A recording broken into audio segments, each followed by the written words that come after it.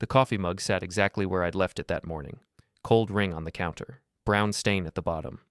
Lisa hadn't touched it, hadn't moved it, hadn't even noticed it existed. 3 days now. I stood in our kitchen at 6:47 p.m. on a Tuesday, holding my phone, staring at that mug like it was evidence in a trial I hadn't realized I was part of. The fluorescent light above the sink hummed the way it always did. The dishwasher still had that broken latch. Everything looked normal. Everything felt wrong. "You're home early," Lisa said from the doorway. I didn't turn around. "Same time as always." "Feels early." "Maybe you've been getting home late." She walked past me to the fridge, pulled out a bottle of sparkling water, twisted the cap with that little performative sigh she'd been doing lately. The sigh that said she was tired, the sigh that said she worked so hard, the sigh that made me the problem for noticing. "How was your day?" I asked. "Exhausting. We had 3 patient transfers and the new intake coordinator still doesn't understand the system." Lisa worked as an operations director at a private rehabilitation center. Good salary, better title. The kind of job that let her throw around words like patient outcomes and care coordination at dinner parties while people nodded like she was saving lives. She wasn't. She was managing schedules and arguing about insurance paperwork. But it sounded important. "Sounds rough," I said. "You have no idea." She took a long drink, checked her phone, frowned at whatever she saw there. "I need to shower. Long day." "You said that already." "What?" "That it was exhausting. That it was long." She looked at me then, really looked at me, and I saw something flicker across her face. Calculation. Not concern. Not affection. Just a quick mental calculation about whether I was going to be a problem tonight. "Are you okay?" she asked. "Fine. Just tired too." "Well," she smiled, the small, tight smile that used to feel intimate and now just felt like a door closing. "I'll be quick in the shower. Maybe we can watch something." She left. I heard her footsteps on the stairs, heard the bedroom door close, heard the water start running through the pipes in the walls. Our house was old enough that you could hear everything. Every creak, every flush, every phone call taken in another room when someone thought you weren't listening. I picked up my own phone and opened the photo I'd taken 3 hours ago. Lisa's car. A white Lexus SUV, the one she'd insisted on leasing last year because it projected the right image. Parked at the extended stay hotel off Highway 52, the one that business people used when they needed to be close to the medical district but didn't want to pay downtown prices. Her car was backed into a space on the north side of the building, 3rd floor visible from the parking lot, curtains drawn in room 312. I'd followed her there today. Not because I'm a jealous person, not because I had suspicions I couldn't name, but because last Tuesday she'd come home smelling like cologne that wasn't mine, and last Thursday she'd forgotten to delete a calendar reminder that just said 4 p.m. H, and yesterday I'd noticed her phone was suddenly always face down on every surface. Smart people notice patterns. I'm a smart person. I coordinate supply chain logistics for a mid-sized construction firm. My entire job is seeing patterns, predicting delays, recognizing when someone's lying about delivery dates. You don't last 10 years in that industry without learning to spot inconsistencies. Lisa was an inconsistency now. The shower stopped running. I deleted the photo from my recent images, but I'd already backed it up to a cloud folder she didn't know existed. Then I opened the fridge, pulled out ingredients for dinner, and started chopping vegetables like my hands weren't shaking. She came downstairs 20 minutes later in yoga pants and an oversized sweater, hair damp, face scrubbed clean. She looked younger without makeup. She looked like the woman I'd married 6 years ago, before the promotions and the networking events and the slow drift into separate lives under the same roof. "You're cooking?" she said. "Someone has to." I would have ordered something. "I know." I kept chopping, carrots, celery, onions. The knife felt good in my hand, precise, controlled, each cut clean and even. "I actually can't do dinner tonight," Lisa said. I stopped mid-slice. "Why not?" "I forgot I have a thing. A work thing." "At 8 p.m.?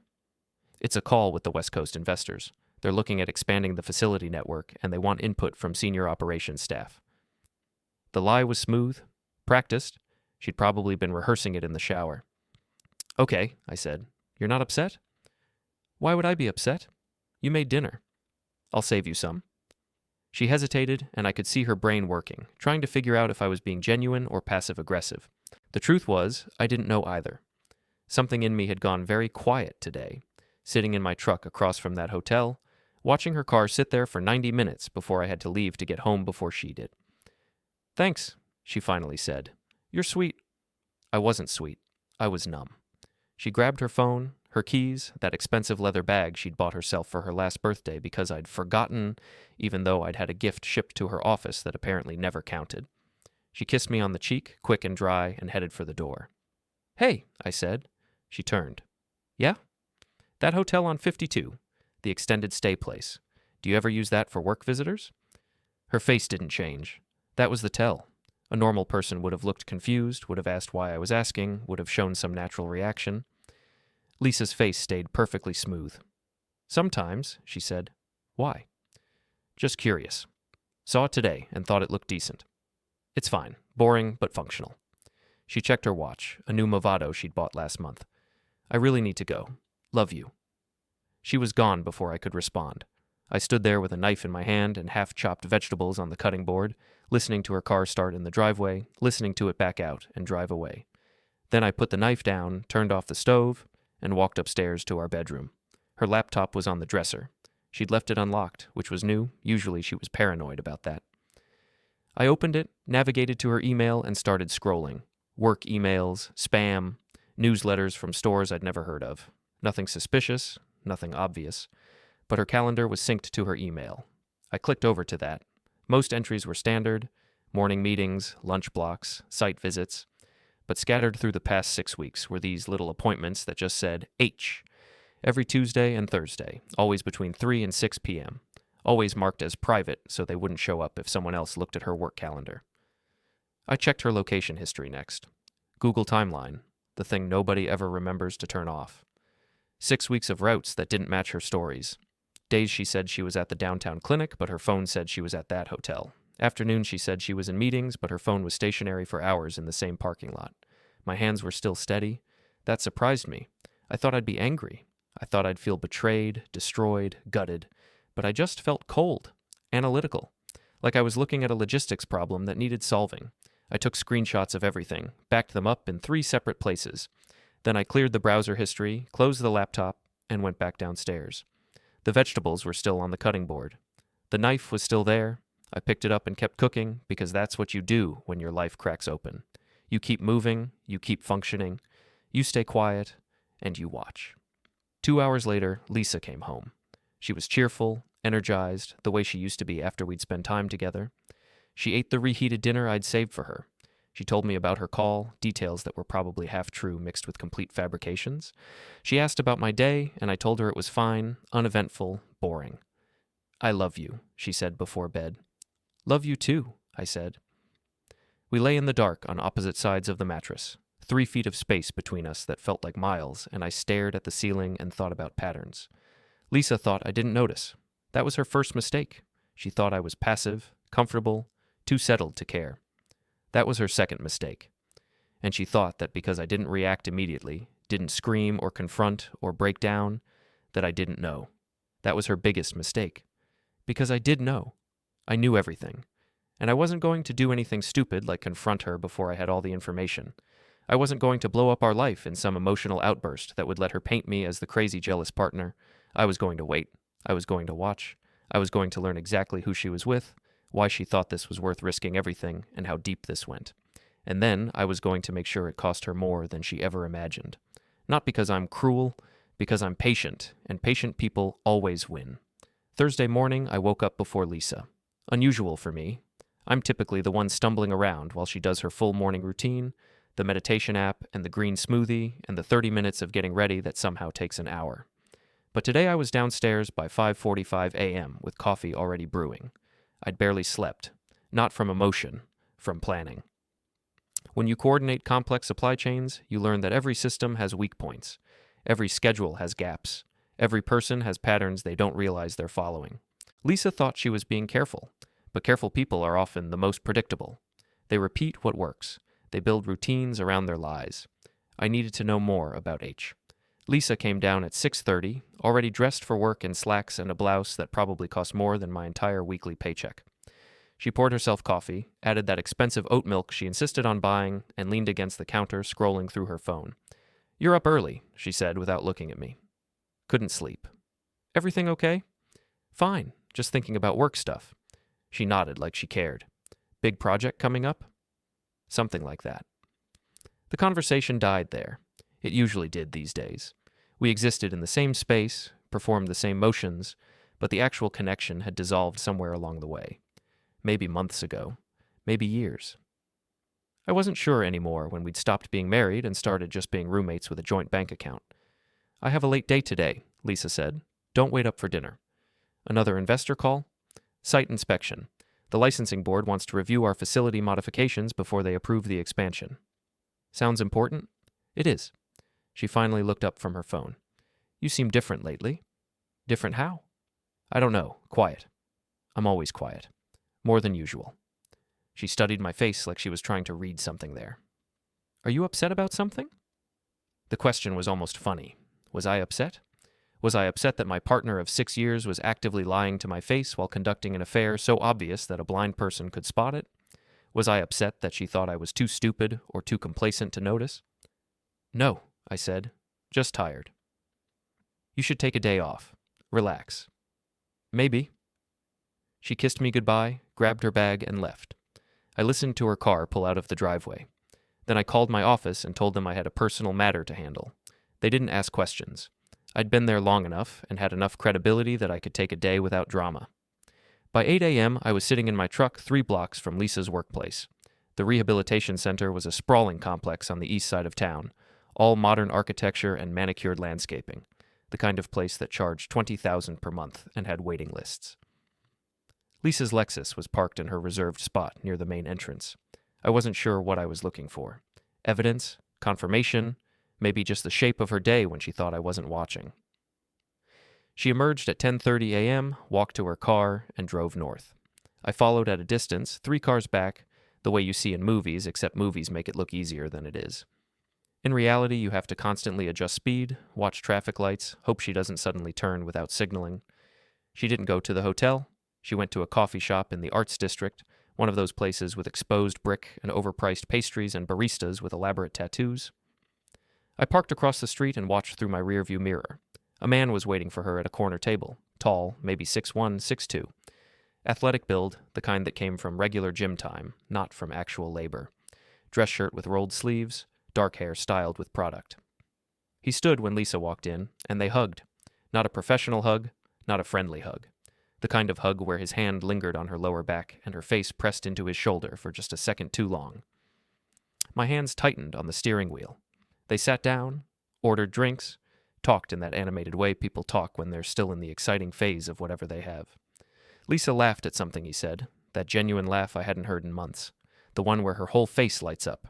I pulled out my phone and started taking photos. Long-distance shots through my windshield, not perfect quality but good enough to identify faces, good enough to prove they were together. They stayed for 40 minutes. Then he paid, they left together, and they got into separate cars. His was a black BMW sedan, something expensive but not flashy. I memorized the plate number. Lisa went back to work. He drove south toward the business district. I made a choice, followed him. The BMW led me to a corporate plaza, one of those glass and steel buildings that housed a dozen different companies. He parked in the underground garage. I waited 5 minutes, then went inside. The directory in the lobby listed 18 different businesses. I scanned through names, looking for anything that might connect to healthcare, to Lisa's work, to a reason they'd know each other professionally. 3rd floor, Hartley & Associates, healthcare consulting and facility management. I took the elevator up. The office was behind frosted glass doors with the company name in clean modern letters. I pushed inside like I belonged there. The receptionist looked up. Young woman, early 20s, professional smile. "Can I help you?"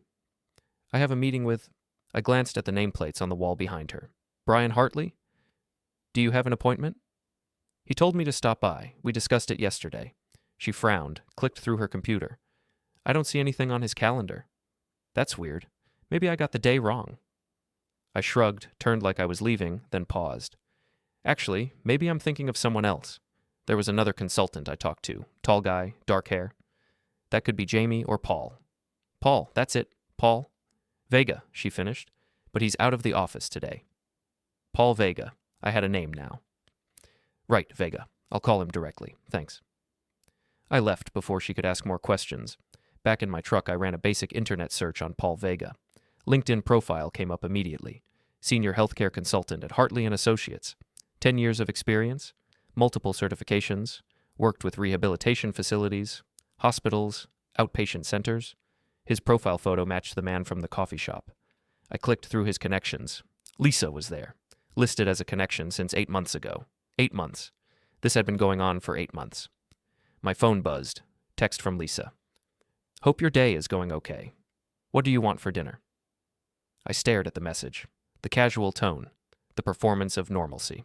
She was probably still at her office, probably had just finished a meeting, and now she was checking in like a good partner while planning her next meetup with Paul Vega. I typed back, whatever you want. I'm flexible. She replied with a heart emoji. I drove home, made myself lunch, and spent the afternoon digging deeper. Paul Vega had a house in a decent suburb. Married, according to property records. 2 kids in elementary school, based on the family photos that occasionally appeared on his wife's public Facebook page. Of course he was married. Cheaters always are. His wife was named Jennifer, worked as a substitute teacher. Active in the PTA? Her social media was full of posts about her children, her garden, her book club. She had no idea her husband was spending Tuesday and Thursday afternoons in hotel rooms with someone else's partner. I felt something shift in my chest. Not sympathy, exactly, but recognition. Jennifer was like me, living a life she thought was stable while reality disintegrated underneath her. That evening, Lisa came home at 8. Said she'd grabbed dinner with colleagues after the inspection, said she was exhausted, said she needed to shower and go straight to bed. I watched her go upstairs, watched her close the bedroom door, listened to the water start running. Then I went to my truck and pulled out the notebook I'd started keeping. Dates, times, locations, photos, license plates, names. Everything documented, everything verified, everything building into a picture I didn't want to see but couldn't look away from. Lisa thought I didn't notice. Paul Vega thought he was careful. They both thought they were smarter than me, more sophisticated, better at hiding what they were doing. They were wrong, and soon they were going to realize just how wrong they'd been. But not yet. Not until I understood everything. Not until I knew every detail of how they'd disrespected me, how they'd lied, how they'd built this secret life while I was supposed to just exist in the background like furniture. I closed the notebook, went back inside. Lisa was already in bed, face washed, eyes closed, breathing steady. She looked peaceful, innocent. I lay down next to her and stared at the dark ceiling and thought about everything she'd taken from me without even having the courage to admit what she was doing. Tomorrow was Friday. No H on her calendar, but next Tuesday there would be, and I would be watching. The weekend passed like every weekend had for months. Lisa worked on her laptop Saturday morning, went to yoga in the afternoon, met friends for brunch on Sunday. I mowed the lawn, fixed the leaking faucet in the downstairs bathroom, pretended everything was normal. We existed side by side in careful parallel lines. Sunday evening, she actually made dinner, pasta with vegetables, something easy and quick. We sat at the kitchen table across from each other, forks scraping plates, the silence between us so routine it didn't even feel uncomfortable anymore. How's work going? She asked. Busy. We're negotiating a new supplier contract for the Riverside project. Sounds complicated. It is. You're good at complicated things. She smiled, that automatic smile that meant nothing. You always figure stuff out. I nodded, took another bite, let the irony of her statement hang in the air between us. What about you? I said. How's the expansion going? Slow. Licensing requirements are a nightmare. We might have to bring in outside consultants to expedite the process. That's expensive. Worth it if it moves things forward. She pushed pasta around her plate. Paul from Hartley & Associates thinks we can streamline the approval timeline if we restructure our documentation. She said his name like it meant nothing, like he was just another professional contact, like she hadn't spent hours with him in hotel rooms while I was working 12-hour days to keep our life stable. Paul, I repeated. He's good at what he does? Very. He's worked with facilities all over the region, really knows the regulatory landscape. Sounds like someone you work with a lot. Lately, yeah. The expansion is my main focus right now. She was so smooth, so practiced. If I didn't already know the truth, I might have believed her. But I did know, and watching her lie so easily, so casually, made something crystallize in my chest. Must be nice, I said, having someone who understands the complexities. It helps. She looked at me then, really looked at me. Are you okay? You're being weird. Weird how? I don't know. Different. Like you're paying attention to things you normally don't care about. Maybe I'm trying to be more engaged in your work. Since when? Since now. She studied me for a long moment, and I could see her trying to figure out if I was genuine or if this was some kind of test. The truth was, it was neither. It was observation. I was watching her perform, taking notes on how she constructed her lies, learning the architecture of her betrayal. "Well," she said eventually, "I appreciate that. Good." We finished dinner. She did the dishes while I sat in the living room pretending to watch TV. My phone buzzed with a notification, email from a new cloud service I'd set up specifically for this situation. Someone had accessed my shared tracking link. I'd created a fake consulting proposal document and embedded tracking code in it. Then I'd left a physical business card for a made-up logistics consulting firm on the windshield of Paul Vega's BMW 3 days ago, with a note saying, "Interested in optimizing your operational efficiency? Check out our proposal at link." He'd clicked it, and now I had his IP address, device information, and confirmation that he'd taken the bait. I wasn't proud of the deception, but I needed leverage. Information is leverage, and I needed to know everything about Paul Vega before I decided what to do with that knowledge. Later that night, Lisa got a call. Her phone was on the coffee table between us. She glanced at the screen, saw the name, and something flickered across her face. "I need to take this," she said. "Who is it?" "Work." She went outside to the back patio. Through the window, I could see her pacing, phone pressed to her ear, shoulders tense. The conversation lasted 12 minutes. When she came back inside, her face was flushed. "Everything okay?" I asked. "Fine, just facility drama." "At 9 p.m. on a Sunday?" "Healthcare doesn't have business hours." "Right."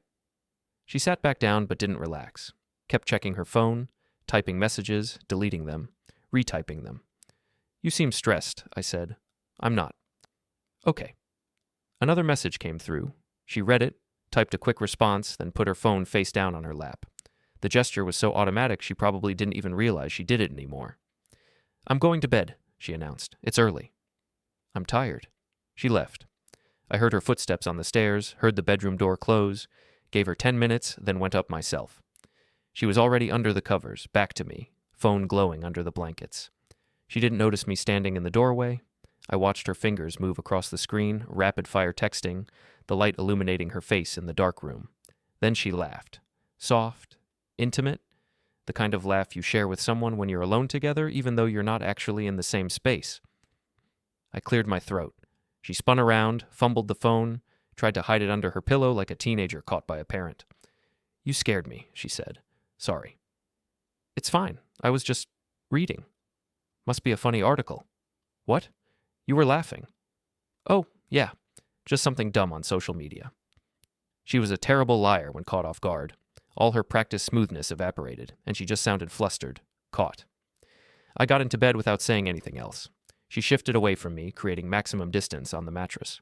Her phone stayed under the pillow, silent but present, like a third person in the room. I lay there thinking about Tuesday. Tuesday would be interesting. Monday at work, I couldn't concentrate. My boss noticed, asked if I was feeling okay. I told him I was fighting off a cold. He told me to take Tuesday off if I needed to. I said I'd see how I felt. I already knew I wouldn't be coming in Tuesday. That evening, Lisa was cheerful, almost aggressively cheerful. She made dinner again, suggested we watch a movie, acted like she was trying to rebuild something between us. But it felt hollow, performative, like she was checking boxes on a list of things good partners do. We watched some thriller she picked. I don't remember the plot. I was too busy thinking about logistics. Paul Vega would be at the hotel Tuesday afternoon. Lisa would meet him there. They'd spend 2, maybe 3 hours together. And I would be watching from a safe distance, documenting everything, building a case. For what? I wasn't entirely sure yet. Divorce, exposure, revenge. I just knew I needed evidence. Real evidence. Undeniable proof that wouldn't let her talk her way out of what she'd done. Tuesday morning, I woke up with a plan. Lisa left for work at her normal time. I waited 30 minutes, then called my office and said I had a stomach issue. Wouldn't be in today. They wished me well. I got dressed in dark clothes. Nothing suspicious, just jeans and a navy sweatshirt. Grabbed my good camera, the DSLR I'd bought years ago for a photography hobby I'd never pursued. Charged battery. Memory card with plenty of space. Then I drove to the hotel. Got there at 1 p.m. Parked in a spot with clear sightlines to the north side of the building where Lisa usually parked. 3rd floor, room 312. I waited. At 2:47 p.m., Paul Vega's BMW pulled into the lot. He parked, looked around, got out carrying a leather messenger bag. Walked into the building with the confidence of someone who'd done this many times. At 3:12 p.m., Lisa's Lexus arrived. She didn't look nervous, didn't look guilty, just looked like someone showing up for a routine appointment. She parked next to Paul's car, checked her makeup in the rearview mirror, grabbed her purse. Then she walked inside. I raised the camera, started shooting, license plates, timestamps, both cars together, the building entrance, everything. For 3 hours I sat there, took photos periodically, documented the empty parking spaces around their vehicles, the lack of anyone else coming or going, the curtain that never opened in room 312. At 6:23 p.m., Lisa emerged first, fixed her hair, smoothed her blouse, got in her car and left. Paul came out 11 minutes later. I followed him, not back to his office, not home to his wife and kids. South, into an older neighborhood, past strip malls and aging apartment complexes, until he pulled into the lot of a dive bar called Murphy's. I parked down the street and watched through binoculars. He went inside, sat at the bar, ordered something, looked at his phone, looked uncomfortable. After 20 minutes, another man joined him. Bigger guy, maybe 50, graying hair, aggressive body language. They talked. The conversation looked tense. Paul gestured a lot, defensive. The other man leaned in close, said something that made Paul's face go pale. Then the other man left. Paul sat there alone for another 10 minutes before leaving himself. I didn't follow him further. I'd seen enough. Something about that interaction felt wrong, personal, threatening. Paul Vega wasn't just a consultant having an affair. He was someone with problems, and people with problems make mistakes. I drove home, got there before Lisa. Made dinner like I'd been there all afternoon. She came in at 7, kissed my cheek, asked what I was cooking. "Chicken and rice," I said. "Smells good." "How was your day?" "Long, productive. We made progress on the licensing documentation." "That's great." "Yeah." She got a glass of water, leaned against the counter. Paul really came through with some helpful frameworks. "Paul Vega?" She hesitated, just for a second. "Yeah. How did you know his last name?" "You mentioned it last week." "Did I?" "Yeah, when you were talking about the consultants." "Oh, right." She recovered quickly. He's been really valuable to the project. "I bet." We ate dinner, talked about nothing. She checked her phone constantly, smiled at messages I couldn't see. And I sat across from her, eating my food, making small talk, thinking about that confrontation at the bar. Something was wrong in Paul Vega's life. Something beyond the affair. Something that made him vulnerable. And vulnerability is opportunity. Wednesday morning, I drove to a storage facility on the industrial side of town and rented a unit. Cash payment, fake name, no cameras in the hallway. Inside, I set up a filing system. Photos printed in triplicate, documents, timeline spreadsheets, GPS data exported from tracking Lisa's phone patterns over the past month. I'd become someone I didn't recognize. Meticulous, cold, focused. Thursday, I followed Paul Vega from his office to a different location. Not the hotel, a residential address in a neighborhood I didn't know. Older homes, working-class area, chain-link fences and cars parked on lawns. He went inside a blue house with peeling paint and didn't come out for an hour. I ran the address. Property records showed it belonged to Anthony Torres. No other information readily available, but something about the name nagged at me. Friday evening, Lisa announced she was going out with work friends. Girls' night, she called it. Needed to decompress from a stressful week. "Have fun," I said. "You're okay with that?" "Why wouldn't I be?" "I don't know. You've been different lately, paying more attention." "Maybe I'm trying to be a better husband." She looked at me strangely. "You're already a good husband." The lie came so easily to her, like she actually believed it, like our marriage meant something to her beyond the convenient stability it provided while she conducted her double life. "Thanks," I said. "That means a lot." She left at 6. I gave her 15 minutes, then followed. She didn't go to a bar or a restaurant. She went to Paul Vega's house. Jennifer Vega's car was gone from the driveway. School event, probably, or maybe she'd taken the kids somewhere for the evening.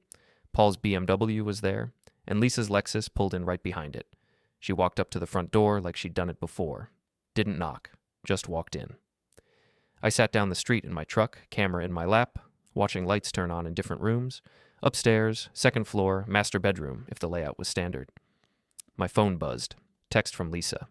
"Having so much fun. These women are crazy. Love you." I deleted the message without responding. For 2 hours I waited. Took photos of her car in his driveway. Documented the timestamp. built the evidence file that would make denial impossible. At 9:15, a car pulled into the driveway. Minivan, Jennifer Vega. 2 kids in the back, elementary age, visible through the windows. I picked up my phone and called Lisa. She answered on the 3rd ring, slightly breathless. "Hey, what's up? Just checking in. How's girls' night?" "Great. We're at Riley's downtown. Probably heading home soon, though." "Sounds fun. Drive safe." "Will do. Love you." I hung up, watched Jennifer get her kids out of the van, watched them walk toward the house, watched the lights in the master bedroom suddenly go dark. 3 minutes later, Lisa came out the side door, moving fast, keys already in her hand, got in her car. Reversed out of the driveway just as Jennifer and her kids reached the front door. Jennifer didn't see Lisa's car, didn't notice anything unusual, just herded her children inside, oblivious to the fact that her husband's affair had nearly been exposed by accident. Lisa drove past me, going 40 in a 30 zone. Didn't see me parked in the shadow between streetlights. I started my truck and followed her. She went to Riley's. Actually went inside the bar. Spent 30 minutes there, probably establishing alibi presence, making sure she could describe the scene if I asked questions later. Then she came home. "How was your night?" she asked when she walked in. "Quiet. Watched some TV. How was yours?" "Good. Really good. I needed that." "I bet you did." She smiled, kissed me, went upstairs to shower. I sat in the living room with my phone, looking at the photos I'd taken tonight, and felt something shift inside me. Not anger, not grief, something colder. Determination. Saturday morning, Lisa slept late. I was already up, coffee made, researching Anthony Torres. Found him on social media, 52 years old, former business partner with someone named Hartley, as in Hartley and Associates, as in Paul Vega's employer. The connection clicked. I dug deeper. Found a lawsuit from 3 years ago, Torres versus Hartley. Dispute over company ownership, profit sharing, intellectual property. The case had been settled out of court, details sealed, but the animosity was clearly still there. Paul Vega worked for Hartley. And Torres, the man who'd had that tense conversation with Paul at the bar, was someone with a grudge against Paul's employer. This was leverage. I needed to talk to Anthony Torres. Sunday afternoon, I drove to the Blue House, knocked on the door. Torres answered. Big guy, suspicious eyes, grease-stained t-shirt. Yeah? Anthony Torres? Who's asking? Someone who thinks we have a mutual problem with Paul Vega.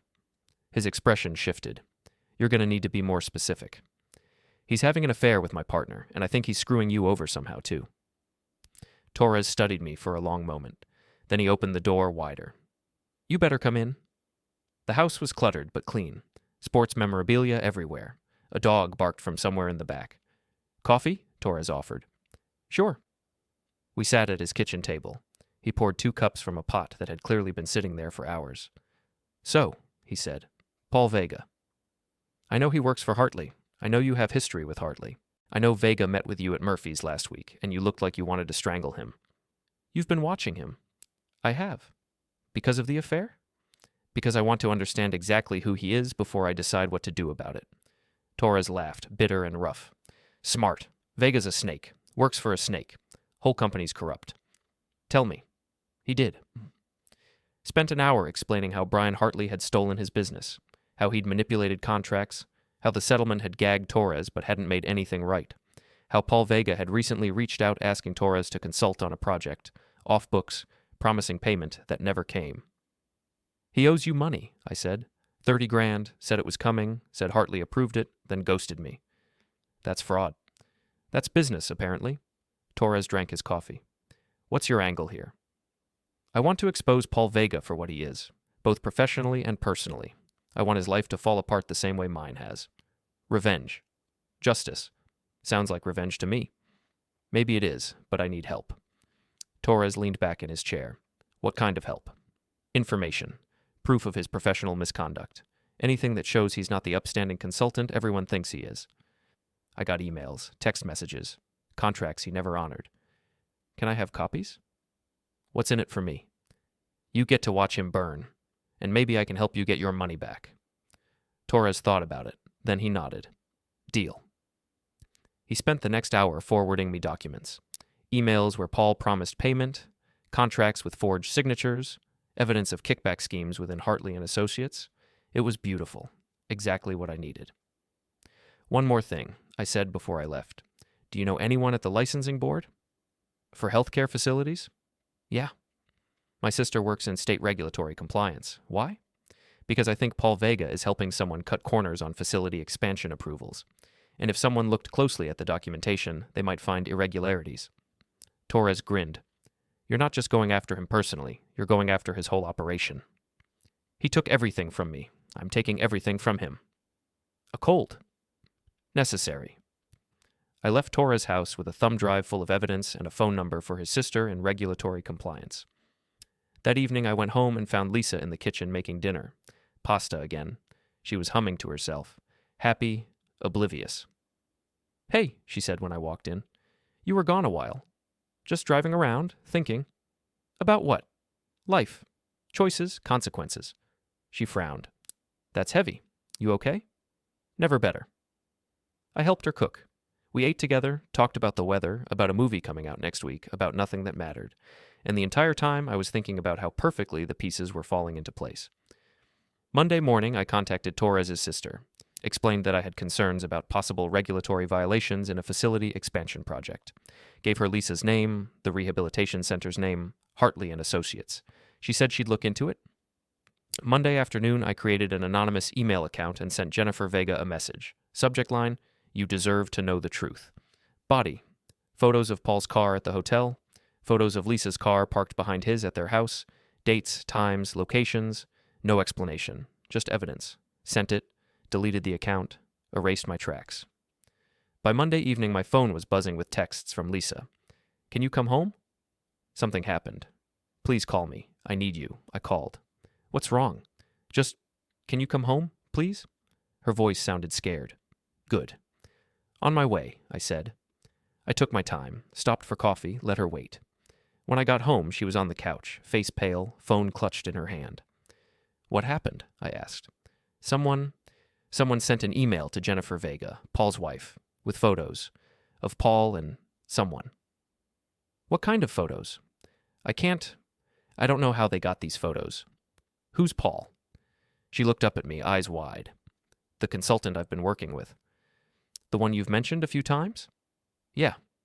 What do the photos show? His car, at places, with timestamps. Why would someone send those to his wife? I don't know. I sat down next to her, put my hand on her knee. Lisa, are you involved in something? No, I mean, not like that. Not like what? She was crumbling. I could see it happening. The careful construction of her lies falling apart because someone had finally called her out. I need to tell you something, she said. Okay. Paul and we've been working closely on this project. Very closely, and we got close. Too close. Close how?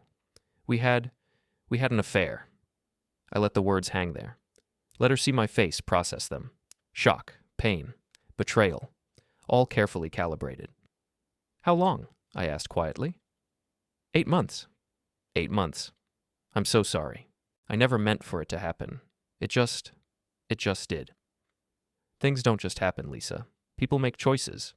I know I screwed up, but someone is targeting us now. Someone knows. And they sent this evidence to his wife, and I don't know what to do. I stood up, walked to the window, looked out at our quiet street, our normal neighborhood, our completely shattered life. Who would do this? She asked behind me. I turned around, looked at her, really looked at her. I don't know, I lied. But whoever it is, they clearly know everything. Jennifer Vega filed for divorce Tuesday morning. I knew because Paul showed up at the hotel at noon looking destroyed, and Lisa met him there for what I assumed was a crisis conversation. Their affair had been exposed, his marriage was ending, and everything was falling apart exactly the way I'd designed it. But I wasn't done. Wednesday, the State Regulatory Board announced a review of the Rehabilitation Center's expansion application. Irregularities in documentation, possible consultant misconduct. Lisa's name was mentioned specifically as the operations director overseeing the project. She came home that night looking gray. They're investigating the expansion, she said. Someone filed a complaint about our consultant relationships, about Paul. That's terrible, I said. My job is on the line. If they find problems with the documentation, if Paul was cutting corners, I'm responsible. Were there problems? I don't know. I trusted Paul to handle the regulatory side. That was his job. Maybe that trust was misplaced. She looked at me, and something shifted in her eyes. Suspicion. You're being strange about this. Strange how? Like you're not surprised. Like you already knew.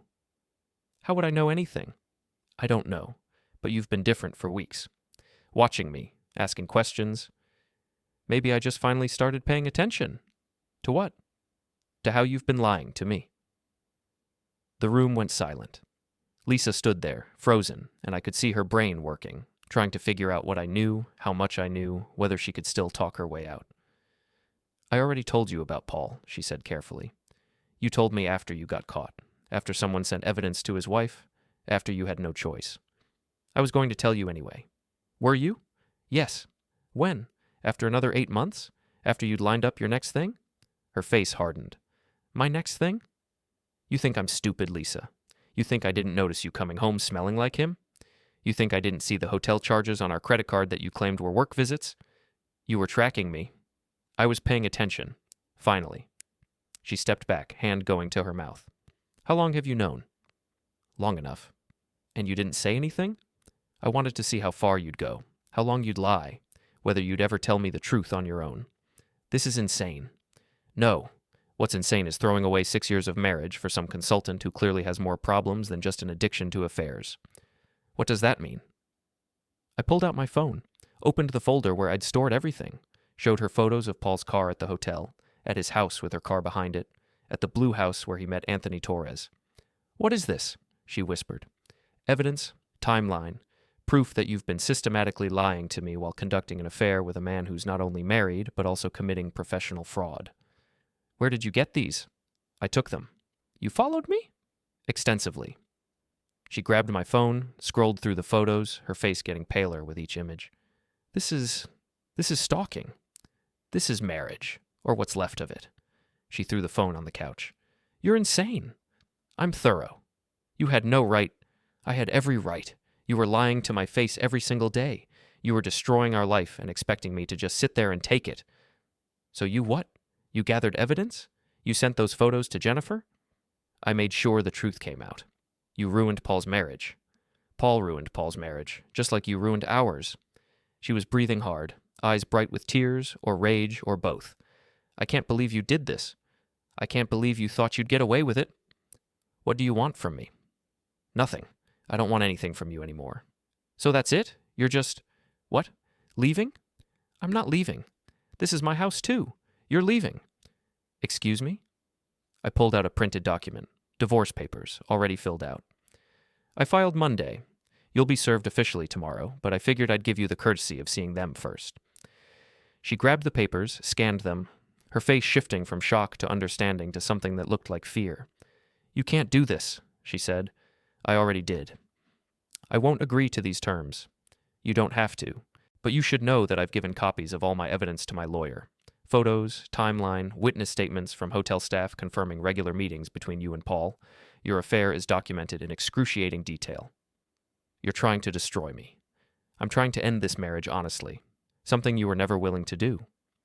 She looked at the papers again, then at me, and I saw the exact moment she realized I was serious, that this wasn't a bluff or an emotional outburst, that I had planned this, executed it, and was now watching it all unfold exactly the way I wanted. I'll fight you, she said. Go ahead, but know that everything I found about Paul is also going to come out. The fraud at Hartley and Associates, the unpaid contracts, the regulatory violations, all of it, and you're professionally connected to all of it. That has nothing to do with our marriage. It has everything to do with who you chose to trust, who you chose over me. She crumpled onto the couch, papers falling from her hands. I made a mistake. You made dozens of mistakes. Every day for 8 months. I'm sorry. Are you? Or are you just sorry you got caught? She didn't answer. I picked up my keys, grabbed the bag I'd already packed and hidden in my truck. Where are you going? She asked. Hotel. I'll stay there while you figure out your next move. You have 2 weeks to find a new place. This is my house, too. Then buy me out, but I'm not living with you anymore. I walked to the door, stopped, turned back. There's one more thing you should know, I said. What? I went to the house last week, the one you grew up in over on Cedar Street. Your mom sold it 5 years ago, but the new owners let me look around. Why would you do that? Because I found something interesting. A woman was there, said she used to live in the neighborhood. Lisa's face went strange.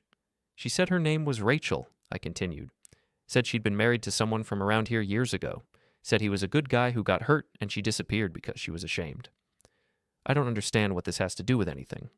I asked her if she'd ever come back to see him, if she'd ever wanted to fix things. And she said she tried once, came to his house, but he had a new life, a wife, told her to get lost, said he was waiting for his wife, and her face just fell. Lisa's expression shattered. That was you, I said. You were the wife, and Rachel was my ex, the one who left me 8 years ago, the one who showed up at our house 2 years into our marriage, and I turned her away because I was committed to you. You never told me about that. Because I thought it didn't matter. I thought I'd moved on. I thought we were solid. We were. No, we weren't. You've been checked out for a long time. And now I understand why. That's not fair.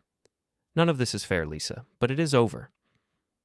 I left, drove to a hotel on the other side of town, checked in, sat on the edge of the bed in a room that smelled like cleaning chemicals and stale air conditioning. My phone buzzed. Multiple texts from Lisa. Apologies, justifications, please. I deleted them without reading past the first lines. Then I called Anthony Torres. It's done, I said when he answered. Regulatory board contacted me today, he said. They want my testimony about Vega and the contract fraud. Will you give it? Absolutely. Good. What about you? You okay? No, but I will be. Revenge feel good? Revenge feels necessary. He laughed. Fair enough. Hey, for what it's worth, your ex-wife sounds like she got what she deserved. She hasn't gotten anything yet, but she will. We hung up. I lay back on the hotel bed, staring at the ceiling, thinking about everything that had happened in the past 3 weeks, from discovering the affair to documenting every detail to systematically destroying both Lisa's personal and professional life. I wasn't proud of it, but I wasn't ashamed either. Sometimes people push you until you stop being the nice guy, stop being understanding, stop absorbing their cruelty and lies without pushing back. Lisa had pushed me there, had taken my patience and my loyalty and my willingness to make our marriage work, and turned it all into something that served only her. So I'd done the same, turned my skills, my patience, my ability to see patterns and execute complex plans, and aimed it all directly at her. And now she was facing divorce, professional investigation, and the total collapse of the life she'd built on top of her lies. My phone buzzed again. This time it was an unknown number. I answered. Yeah? Is this Lisa's husband? A woman's voice. Young, uncertain. Who's asking? My name is Jennifer Vega. I sat up. How did you get my number? I found it in Paul's phone. He had you listed as a contact. Construction guy. He did? I think he was worried you might figure things out, that you might be a threat. He was right. She was quiet for a moment. Did you send those photos? Yes. Thank you. I wasn't expecting that.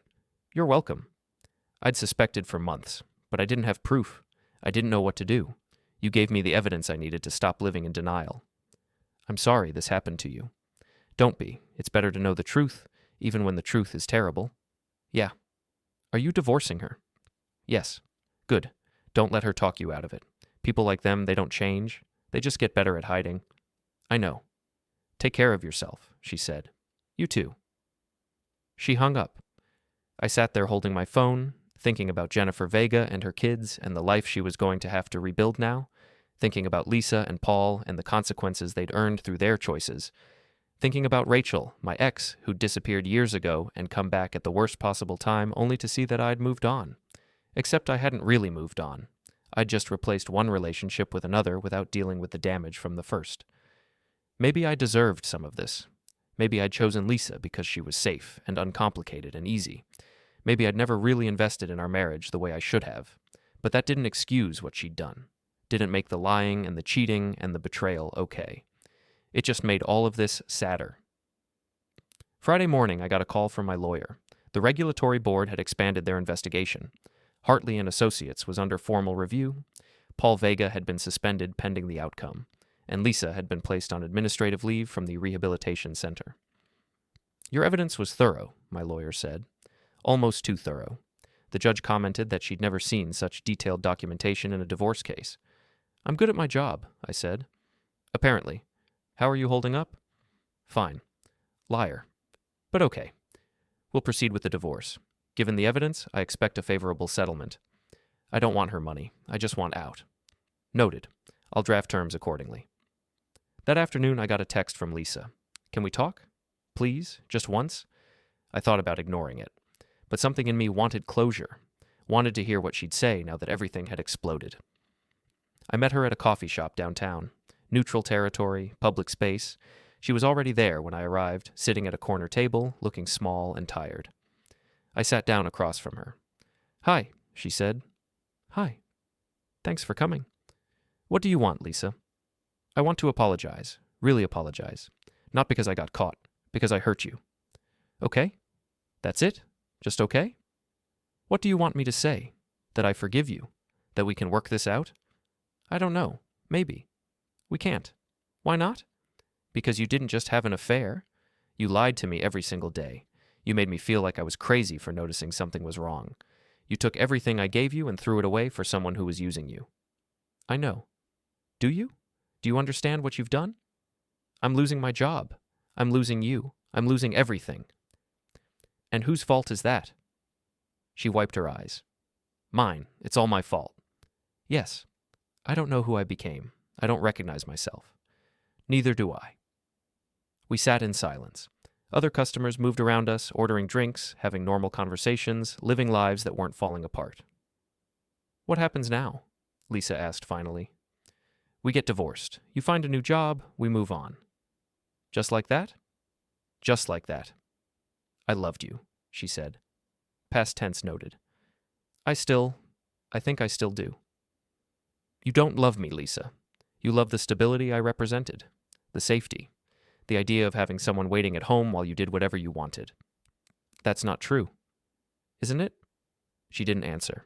I stood up. I have to go. Wait. Please. Just tell me one thing. What? Why did you do it? The investigation, the evidence gathering, all of it. Why not just confront me? Because confronting you would have given you the chance to lie more, to manipulate, to make me doubt what I knew was true. I needed proof. I needed to be certain. You needed ammunition. I needed truth. It's the same thing. Maybe it is. She looked up at me, and for just a second I saw the woman I'd married. Young, hopeful, vulnerable. Then the moment passed and she was just Lisa again, the person who'd betrayed me, the person I was divorcing. Goodbye, I said. Goodbye. I walked out of the coffee shop, got in my truck, and drove away. Didn't look back. Didn't need to. 3 weeks later, the divorce was finalized. Lisa moved to an apartment across town. Paul Vega lost his job. Hartley and Associates paid a massive fine for regulatory violations. Anthony Torres got his $30,000 back plus interest.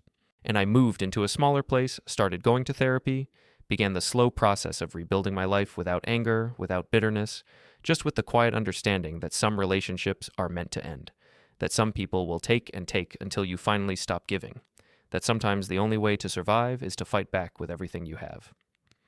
I never saw Rachel again, never tried to find her. That part of my life was closed, finished, irrelevant. Lisa texted occasionally. Apologies. Updates on her life, attempts at friendship that I ignored. Jennifer Vega sent me a card. Just a simple note saying thank you, saying she was doing better, saying her kids were resilient and they were all moving forward. I kept the card on my fridge for a month, then I threw it away. Not because I didn't appreciate it, but because I didn't want to build my new life around what had happened in the old one. I wanted to just exist, without scheming, without investigating, without turning every relationship into a strategic exercise. Maybe that would be possible someday. For now, I went to work, came home, cooked dinner for one, watched TV, slept. It was quiet. It was lonely, but it was honest. And after everything, honest was enough.